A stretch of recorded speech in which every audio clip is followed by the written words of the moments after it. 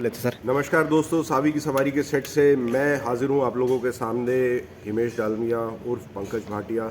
आज मैं सावी जी के साथ इसलिए यहाँ इंटरव्यू में बैठा हूँ क्योंकि इनके साथ कोई माइक पकड़ने के लिए नहीं है। तो जैसे आपने देखा है कि कानून के और पंकज भाटिया के हाथ बहुत लंबे हैं, तो आज मैं इनका माइक पकड़ूंगा। आप बताइए क्या कुछ सवाल पूछना चाहते हैं, वो मैं सावी जी से पूछूंगा।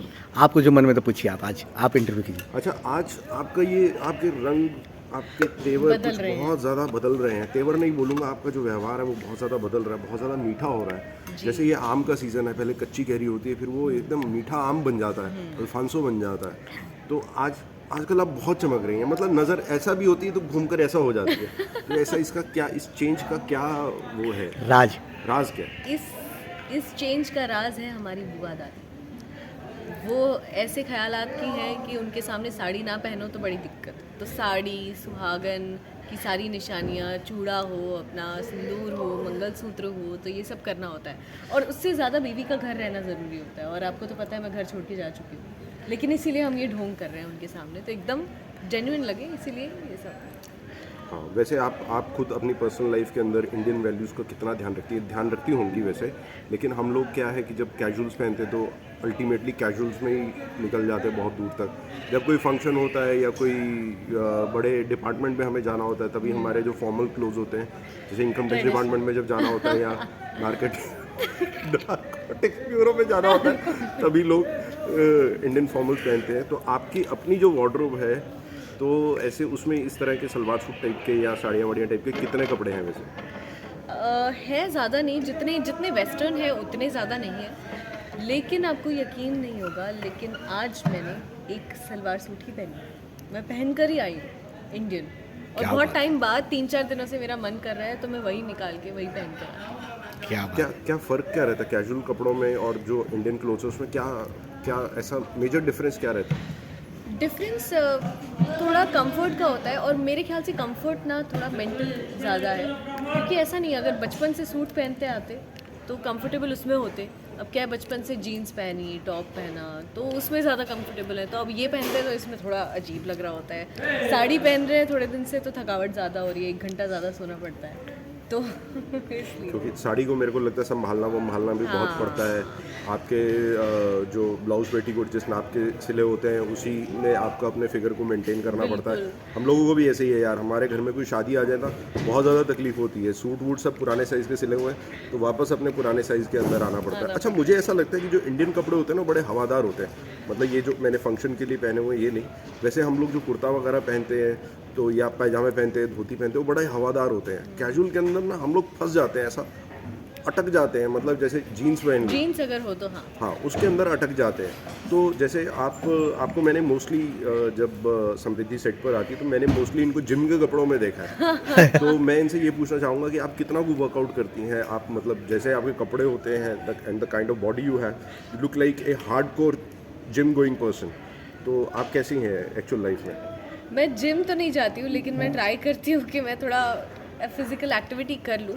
अब ये एथलीशियर वेयर मैं इसलिए पहनती हूँ क्योंकि जीन्स, जैसा आपने बोला, बहुत बहुत टाइट साइड सा फील हो रहा होता है। और मैं गाड़ी में, आपको पता है, सोते हुए आती हूँ या तो ट्रैवल करते हुए वक्त सो रही होती हूँ, तो कुछ बहुत कंफर्टेबल पैंट चाहिए होती है, जैसे पलती मार के बैठ गए या पैर मोड़ के बैठ गए। और ड्रेसेस के अंदर, जैसे साड़ी के अंदर भी वही पैंट है तो वही पैंट है अंदर, और सूट के अंदर भी कई बार तो मैं पजामा नहीं पहनती हूँ, ये सीक्रेट है, मैं वही वाली पैंट पहने होती हूँ अब जी। तो वो कंफर्टेबल ज़्यादा होती Right, है, right, इस comfortable। वजह से।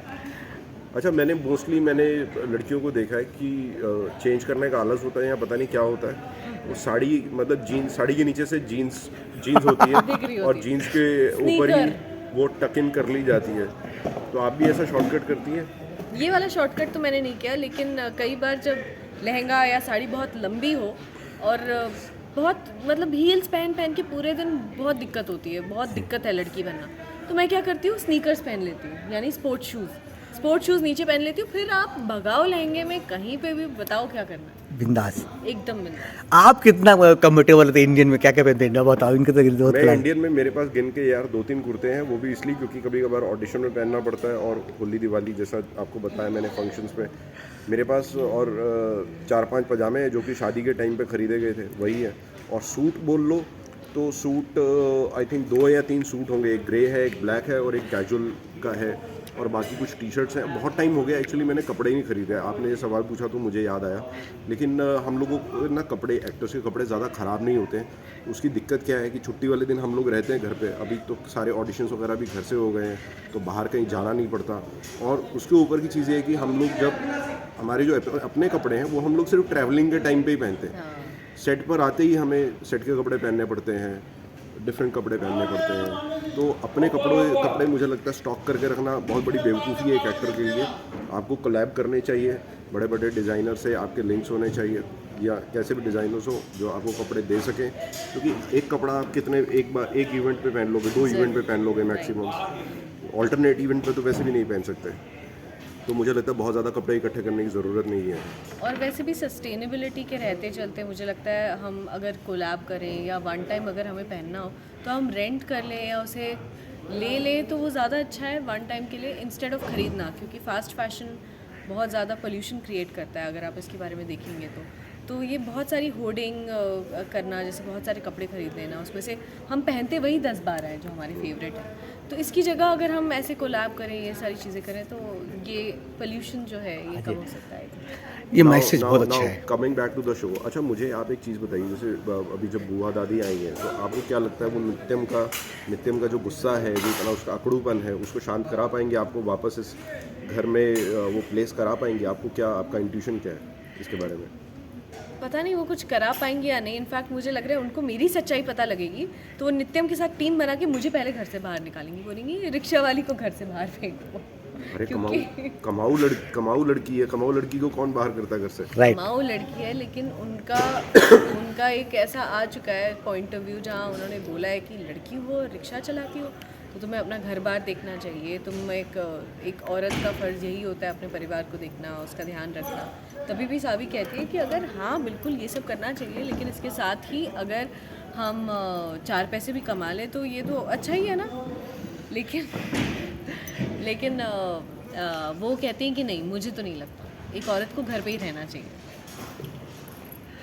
मैं एक सवाल पूछना चाहता, आपसे एक मैसेज जा रहा है, आप डबल रोल कर रहे हो, एक बहन के भी किरदार, एक बहन की जिम्मेदारी भी निभा रहे हो आप, और एक पत्नी और ससुराल के भी कैरेक्टर निभा रहे हो। दो एक मैसेज कैसे आप निभा रहे हो?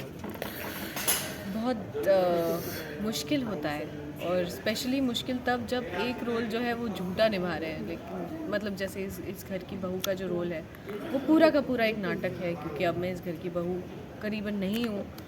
3 महीने बीत चुके हैं डिवोर्स को, 3 महीने बचे हैं, फिर शादी ख़त्म ही हो जाएगी। लेकिन बुआ दादी को कोई धक्का ना लगे जैसे यूडी को लगा था, तो इसी बात को ध्यान में रखते हुए हमने सबने ये समझौता किया है कि ठीक है, बुआ दादी के रहने तक हम उनसे ये सच छुपा कर रखें।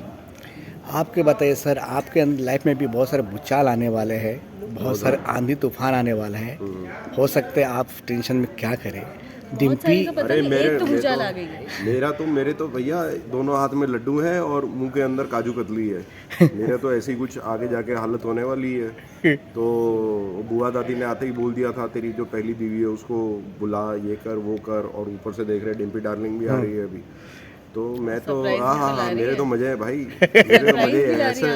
ऐसी जो जिंदगी है ना, इसमें आदमी को दुखी दिखना पड़ता है, अंदर से बहुत सुखी होता है आदमी। दो औरतों का प्यार मिले, क्या चाहिए और जिंदगी में। चलिए, इससे मुस्कुराते रहिए आपका टीम, आपके सारी टीम। आखिरी में आपके ऑडियंस के लिए, आपके फैंस के लिए, मेरे फैंस के लिए क्या बोलना चाहते हैं? आप लोग जितना सपोर्ट कर रहे हैं उसके लिए थैंक यू। और अब हमारा महासप्ताह आ रहा है, 1 घंटे का एपिसोड आएगा, और उसी में हमारी रक्षण भैया और सोनम दीदी की शादी भी होगी। बहुत ड्रामा होगा, बहुत इंटरेस्टिंग होगा, तो ज़रूर देखिएगा 6 से 7 बजे कल।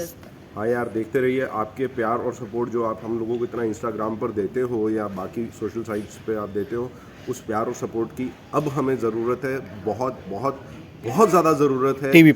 टीवी पर आप ज़रूर देखिएगा सावी की सवारी।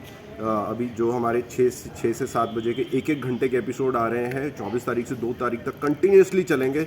उसमें हमारी मतलब हम आपको बता नहीं सकते उसके लिए हम लोग कितना ज़्यादा पसीना बहा रहे हैं। तो आप प्लीज़ मिस मत कीजिएगा, और आप विदाउट फेल टीवी के ऊपर ज़रूर देखिए, ताकि हम लोगों को अच्छे नंबर्स मिल सके, अच्छी टीआरपी मिल सके, और हम लोग आपको इसी तरीके से एंटरटेन करना कंटिन्यू कर सकें। मिलेंगे सर, हमारे मेहनत रंग लाएंगे। Thank you so much. Thank you so much.